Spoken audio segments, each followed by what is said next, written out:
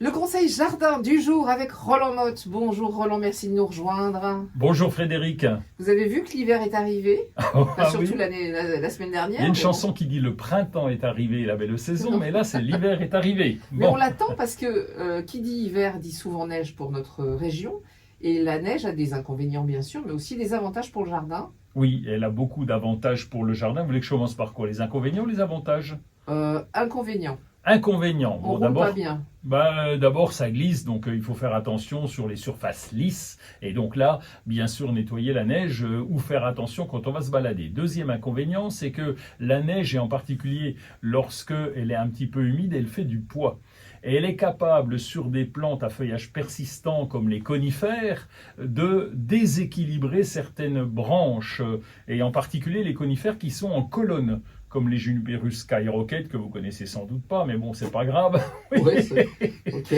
Et en fait, ils sont en colonne. Et le fait qu'il y ait de la neige dessus, eh bien, ça va faire un poids, porter préjudice. Et évidemment, ce qu'on a juste à faire dans ces cas-là, si on a ces plantes-là, c'est bien secouer de façon à ce que la neige ne fasse pas ce poids et déséquilibre les branches. On a eu des hivers avec cette neige importante qui a légèrement fondu puis regelé et qui a provoqué enfin, qui a mis une coque autour de nos arbres. Et là, effectivement, on a des branches qui cassent.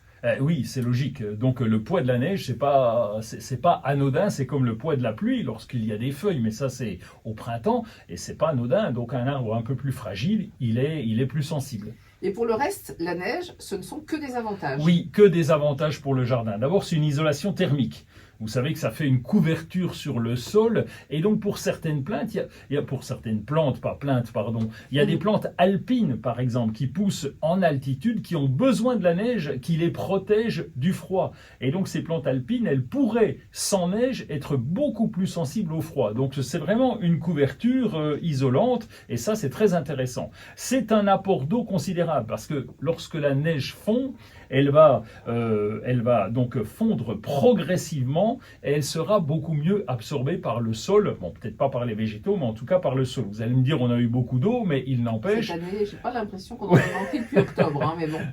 En tout cas, c'est quand même un avantage. C'est aussi pour les plantes, pour certaines plantes sensibles, une protection contre le vent. Certaines plantes sont très sensibles au vent, même en hiver, et donc la neige va protéger ces plantes-là. Et puis, c'est une protection aussi contre les risques de gel-dégel. Vous savez que maintenant, on connaît de plus en plus des gros coups de gel, et après, gros coups de chaud. Quand on regarde la météo, des fois, c'est le yo-yo. Hein, là. C'est un peu le yo-yo. Et donc, la neige, eh bien, elle a l'avantage de protéger les plantes contre cet effet, parce que les plantes n'aiment pas passer de -5 à +5 rapidement, en tout cas, dans une période courte, ça peut les abîmer. Et donc là, ça protège au moins les racines. Est-ce que c'est un amendement, la neige? Est-ce qu'il y a des sels minéraux, des trucs qui Oui, peuvent servir? oui. Quand la neige fond, elle va apporter des minéraux atmosphériques qui vont se déposer dans le sol et qui vont rajouter de la nourriture au sol. C'est vraiment une bonne chose, cette neige.